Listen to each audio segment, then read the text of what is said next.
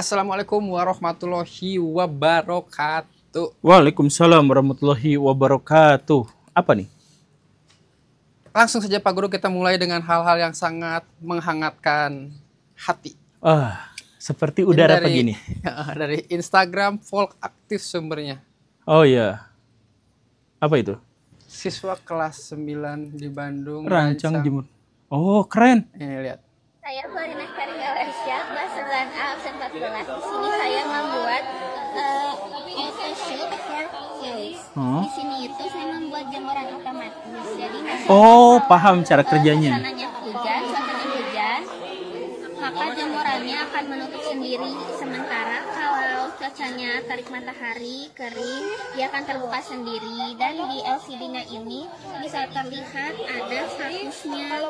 Status apakah dia hujan, apakah dia menutup. Ya, bagus. Terus kenapa? Nah, Pak Guru kan kemarin kita bahas video tentang Cina, teknologi. Sebenarnya Indonesia juga bibit-bibitnya tuh ada. Ya, banyak lah. Kita Ada. tuh sama pinternya dengan bangsa lain di dunia. Bahkan di postingan sebelumnya Folk Aktif itu ada Atut yang menang Olimpiade Matematika anak sekolah. Iya. Jadi kalau bibit-bibitnya sebenarnya bisa, yang tidak mendukung itu apakah industrinya yang tidak mendukung atau Ya, semuanya. biayanya mahal? Timnas saja. Kalau yang junior tuh, Iya, tapi pas dari udah dulu jadi ya. senior gini lagi. Ya, kenapa seperti itu? Intinya jawaban pendeknya adalah korupsi. Jawaban pendeknya korupsi. Jadi yang masuk sistem itu adalah yang jalur orang dalam atau nyuap, korupsi. Sehingga mereka ketika diberikan jabatan dan amanah, mereka nggak ngerti apa-apa. Berhadapan dengan murid-murid kayak gini, ya kayak gitu. Itu yang pertama. Kemudian yang kedua, korupsi itu menyebabkan orang-orang yang belah-belah di sana itu adalah orang yang tidak ngerti apa yang harus mereka lakukan, sehingga mereka itu fokus pada apa yang menghibur daripada apa yang bermanfaat. Contohnya kayak gini. Ini fenomena sejak reformasi sampai sekarang masih sama. Apa itu teh? Kemarin ada band Indonesia yang berprestasi, bahkan lagunya sampai dipakai sama negara luar. Ben apa? Sukatani. Oh iya. Waktu korupsi polusi yang kayak gitu lah ya, korupsi polisi, bayar-bayar apa segala rupa. Itu kan bagus. Sekarang hilang. Ibu guru salsa. Dipecat jadinya, dia fixnya dipecat ya? Sekarang masuk ke stasiun televisi jadi penyanyi. Syukurlah. Iya, jadi itu yang dinaikin. Jadi makanya sekarang Baraya coba pikirkan ya. Baraya pinter luar biasa. Baraya inovatif luar biasa. Menemukan begini. Kuliah sampai 15 tahun kuliahnya. S1, S2, S3, S4, S5 dan sebagainya. Ngelamar kerja Baraya nggak dipakai. Anak yang penemu jemuran itu lulus kuliah kalau masih di Indonesia nggak dipakai. Keluar saja dia. Keluar saja, pergi dari Indonesia.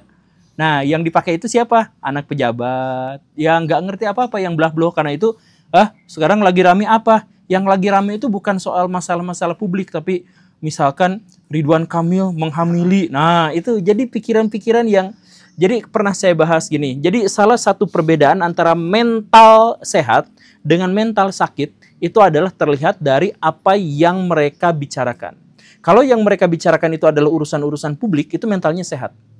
Kalau yang dibicarakan adalah masalah-masalah pribadi, itu berarti mentalnya sakit. Itu disebutnya sebagai saya pernah bikin mentalitas kawanan di belakang gitu. Jadi orang-orang di belakang gitu.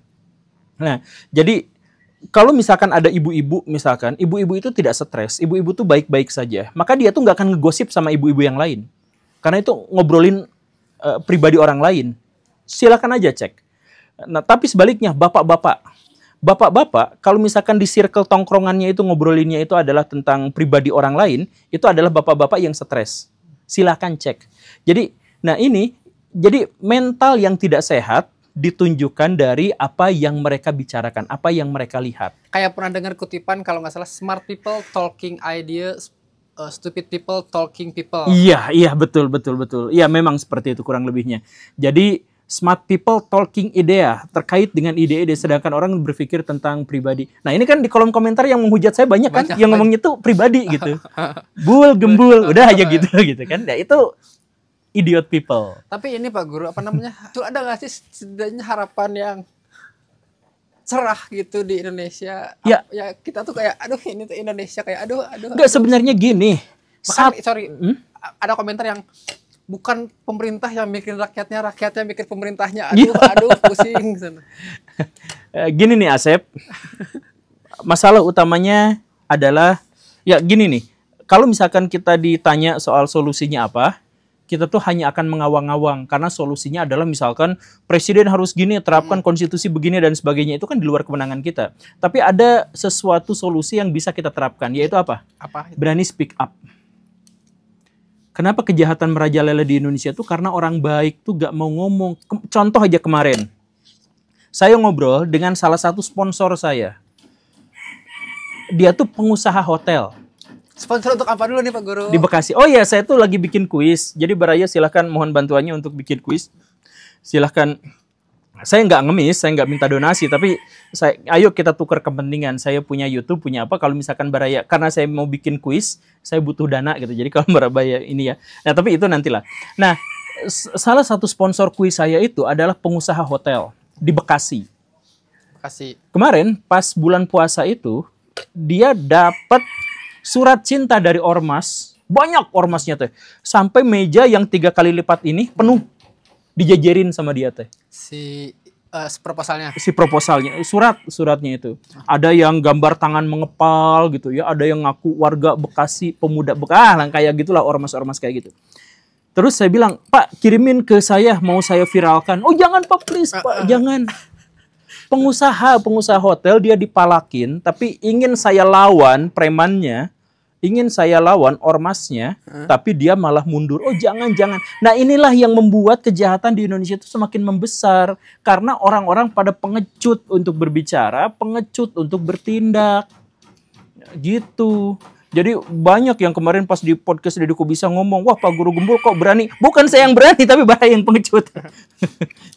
Ya kan kalau misalkan ada kesalahan, kalau ada kejahatan ya sampaikan itu, lawan itu. Kan mayoritas muslim di Indonesia itu muslim. Dalam Islam itu kan wajib misalkan untuk melawan kejahatan, untuk melawan kemungkaran. Ini yang mungkar-mungkar ini malah diabaikan, malah takut. Ya, bahkan ustadz-ustadz juga ya biarin aja yang kayak gini. Bahkan wakil menteri agama malah menjadikan ini sebagai tradisi. Kacau tuh. Itu kan kejahatan. Itu kejahatan. Nah, kejahatan itu harus kita lawan. Jadi kalau misalkan ada sesuatu yang buruk, ada orang dalam yang masuk, ini di Indonesia tuh banyak PNS jujur. Banyak kan? Tapi PNS jujur itu nggak berani ngomong ketika melihat temannya dan atasannya dan bawahannya itu korupsi. Itulah yang akhirnya menghancurkan Indonesia. Bukan gara-gara kejahatan merajalela, tetapi kejahatan itu dibiarkan merajalela oleh orang-orang yang ngakunya baik. Maka setiap orang yang ngaku baik di Indonesia yang tidak berani speak up itu sebenarnya adalah orang jahat. Tapi Pak Guru, apa? Itu ada sanggahannya ini dari Mas AJK. Oh. Tapi ketika kita berpendapat kita diserang buzzer Pak Guru. Dia itu sampai nanya nih, cara hadapi buzzer Pak Guru, saya bukan influencer, tapi diserang buzzer padahal cuma berpendapat. Ya makanya buzzer besar itu karena pas kita ngelawan dihujat, udah kita turun. Saya tuh berhadapan dengan buzzer tuh begitu banyak, Baraya ribuan. Jadi ya lawan. Jadi jangan gini nih, namanya juga berjuang melawan kejahatan, ya ada perjuangan di situ. Kalau misalkan kita ngelawan, terus kita diserang, ya itulah perjuangan kita gitu. Ya udah lawan aja gitu. Kan lawan kita tuh melawan kebodohan, melawan korupsi, melawan kemaksiatan. Ya kalaupun misalkan kita hidup dalam kemuliaan, kalau misalkan kita mati mati juga dalam kemuliaan. Lalu kenapa juga? Jadi lawan. Jadi nilai dari seseorang manusia itu kan terletak pada perjuangannya. Kan begitu ya. Jadi kalau misalkan diserang buzzer ya lawan balik, gak apa-apa. Lawan balik atau hanya bertahan saja Pak Guru? Kayak bertahan dari kan kita ngelawannya juga gimana? Dia mah apa? Ke dunia maya. Kalau buzzer atau kita hanya diam saja mendiamkan gitu. Iya, boleh dilawan, Pak Guru boleh didiamkan. Gimana deh Pak Guru? Pak Guru kan sering serang buzzer. Pak Guru ngelawan ketika diserang buzzer tindakannya apa? Ya bertahan saja. Bertahanan melawan. Kadang-kadang kan juga dibales gitu di kolom komentarnya itu. Pernah kan sampai ribut banyak di Twitter itu ya. Nah, Pak Guru tuh kayaknya kalau di Twitter saya sebagai admin dan karyawan takut. Pak Guru kayaknya aktif sekali Pak Guru di Twitter ya. Ya teman-teman kalau misalkan mau langsung talk aktif ke Pak Guru tuh ke Twitternya cukup responsif ternyata ya. Anda ya. Ya karena viewersnya penontonnya masih dikit, followernya masih dikit. Jadi saya nerima Twitter itu teh hampir dari nol lah ininya si followernya. Sekarang sudah 6 ribuan, ya lumayan nambah dikit-dikit. Tapi sekalinya rame, karyawan yang takut ini Pak Guru. Ya itulah. Cancel culture itu nyata kan Pak Guru. Ya cancel culture tuh nyata. Cuman ya ini namanya perjuangan lah.